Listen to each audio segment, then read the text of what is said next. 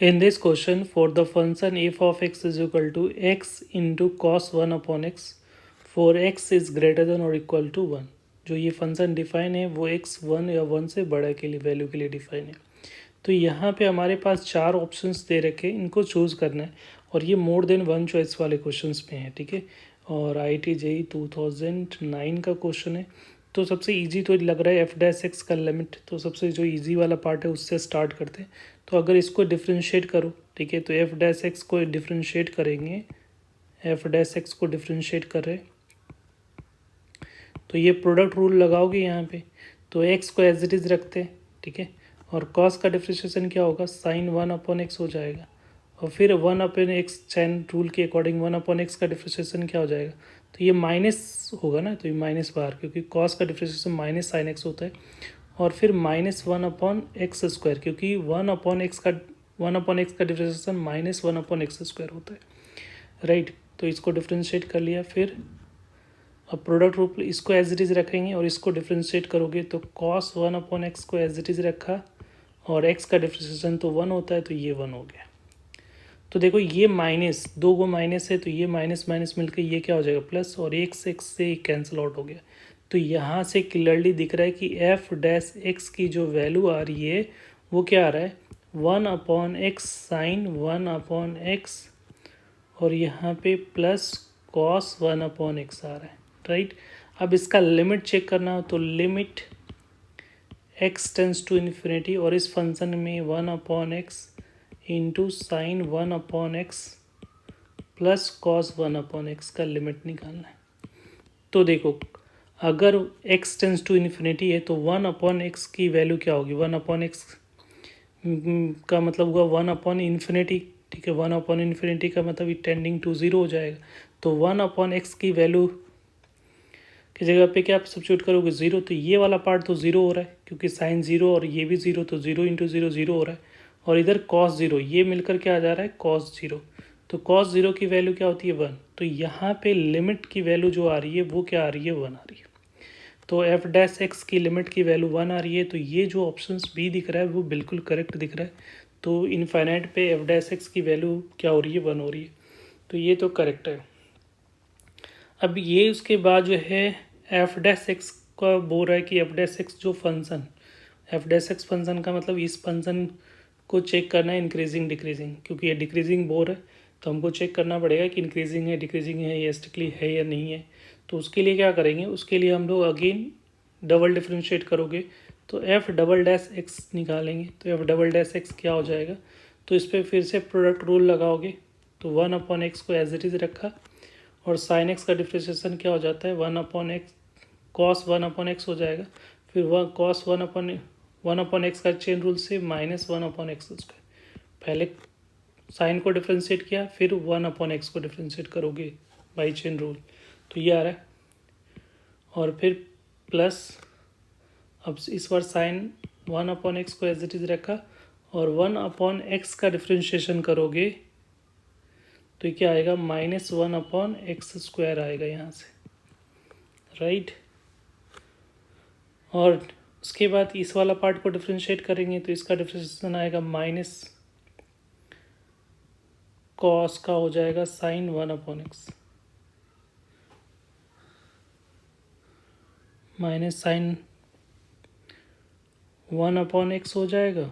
और फिर 1 upon x का डिफ्रेंशिएशन क्या हो जाएगा, -1 अपॉन एक्स स्क्वायर। तो ये दोनों मिलकर तो प्लस हो रहा है, और ये माइनस ये कैंसिल आउट होकर ये माइनस हो रहा है। तो एग्जैक्टली ये दोनों टर्म तो एग्जैक्टली सेम दिख रहा है, एक प्लस के साथ एक माइनस के साथ। तो ये दोनों तो पार्ट को आप कैंसिल कर सकते हो, तो ये कैंसिल आउट हो जाएगा। तो यहाँ से एफ डबल डैश एक्स की जो वैल्यू दिख रही है वो क्या हो जाएगा, -1 upon x cube cos 1 upon x आ रहा है, राइट। तो ये आ रहा है, और ये वैल्यू जो है 1 से, एक्स की वैल्यू जो है 1 से बड़ी है। तो 1 से बड़ी है तो ये एंगल की जो वैल्यू होगी वो 1 से छोटी होगी, क्योंकि ये जो है 1 अपॉन एक्स अगर ग्रेटर देन 1 है, क्योंकि हमारा डोमेन में दे रखा है कि 1 से बड़ी है, तो 1 अपॉन एक्स की वैल्यू जो होगी वो लेस देन इक्वल टू 1 होगा, पॉजिटिव होगा। और 1 से छोटी होगी, 1 या 1 से छोटी होगी, तो 1 से छोटी होगा तो ये तो एक्यूट एंगल बनाएगा, तो इसका मतलब ये पॉजिटिव होगा। 1 से छोटी एंगल के लिए वैल्यू क्या होगा, एक्यूट एंगल बनेगा और वो पॉजिटिव होगा। और ये जो है ये भी 1 से, ये वाला पार्ट तो पॉजिटिव है तो ये भी पॉजिटिव है, और इसके आगे निगेटिव लगा हुआ, तो ओवरऑल ये जो वैल्यू होगी वो ऑलवेज क्या होगा, निगेटिव होगा for x greater than equal to 1, right. तो एफ डबल डैश एक्स की वैल्यू अगर निगेटिव आ रही है, इसका मतलब क्या हुआ, इससे इम्प्लाइज हम लोग कर सकते हो कि एफ डैश एक्स कैसा होगा, इज ए डिक्रीजिंग फंक्शन होगा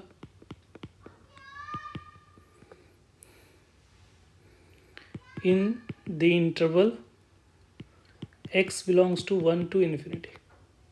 तो ये डिक्रीजिंग होगा, इसका मतलब जो ऑप्शंस डी है वो भी हमारा क्या है, करेक्ट है। अब ये ए और सी ऑप्शन चेक करना है, तो ए और सी के लिए देखो हम लोग इस तरह की इनक्वालिटी सॉल्व करने के लिए लेंग्रार्जे मीन वैल्यू थ्योरम यूज़ करते हैं, ठीक है।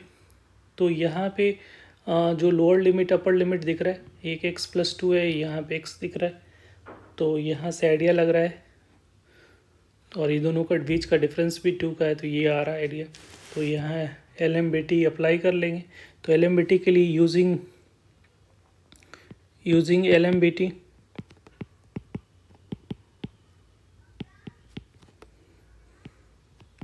on f of x for x belongs to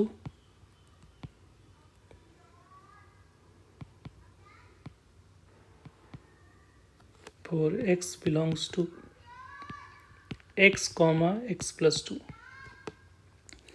और तो LMBT लगाओगे तो LMBT के अकॉर्डिंग अपर लिमिट x+2 की value minus lower limit divided by x+2 minus x की value is equal to f dash c होता है, इसके बीच का कोई एक वैल्यू होगी जो कि इसके स्लोप, जो ये हम लोग LMBT में यही पढ़ते हैं ना, इन दोनों वैल्यू के बीच का जो कॉर्ड का स्लोप होगा वो एक किसी डेरिवेटिव्स के उसके टेंजेंट के स्लोप के इक्विवेलेंट होगा, ठीक है। और वो जो टेंजेंट किसी पॉइंट पे होगा वो सी पॉइंट इन दोनों के बीच में लाई करेगा, राइट।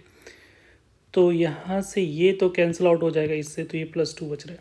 अब यहाँ पे देखो एफ डैश सी जो वैल्यू होगी वो कैसा होगा, क्योंकि ये जो वैल्यू डिक्रीजिंग फंक्शन है, एफ डैश एक्स कैसा फंक्शन है, डिक्रीजिंग फंक्शन है, जैसा कि हम लोगों ने देख रखा है, तो डिक्रीज कर रहा होगा, F dash x function decreasing है, और एफ डैश एक्स की इन्फाइनाइट पे जाके वैल्यू 1 आ रही है, ठीक है। ये इसका जो लोअर लिमिट जो टच करेगा वो इन्फाइनाइट पे जाके 1 कहीं मिल रहा है, इन्फाइनाइट पे जाके, क्योंकि हम लोग एफ डैश एक्स के इन्फाइनाइट पे वैल्यू 1 दिख रहा है।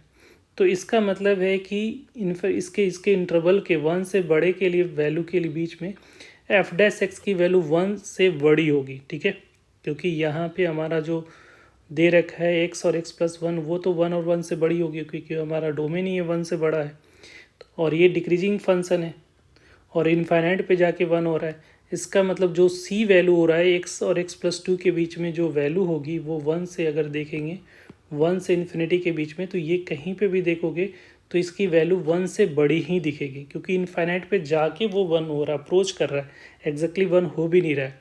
तो इसका मतलब एफ डैश सी की वैल्यू जो होगी वो 2 हमेशा 1 से बड़ी होगी, राइट। तो यहाँ से इससे हम लोग को आइडिया लग रहा है कि इस एफ डैश एक्स की वैल्यू जो होगी वो ग्रेटर देन इक्वल टू 1 होगा।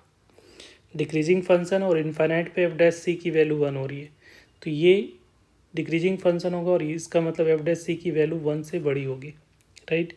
अब ये 1 से तो यहाँ पे क्रॉस मल्टीप्लिकेशन कर दोगे तो x+2 minus F of x, और नीचे में क्या बच गया है 2, तो ग्रेटर देन क्या हो जाएगा 2।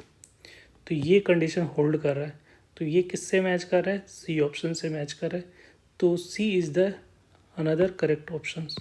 तो इसमें 3 ऑप्शंस करेक्ट है, बी सी और डी। Thank you.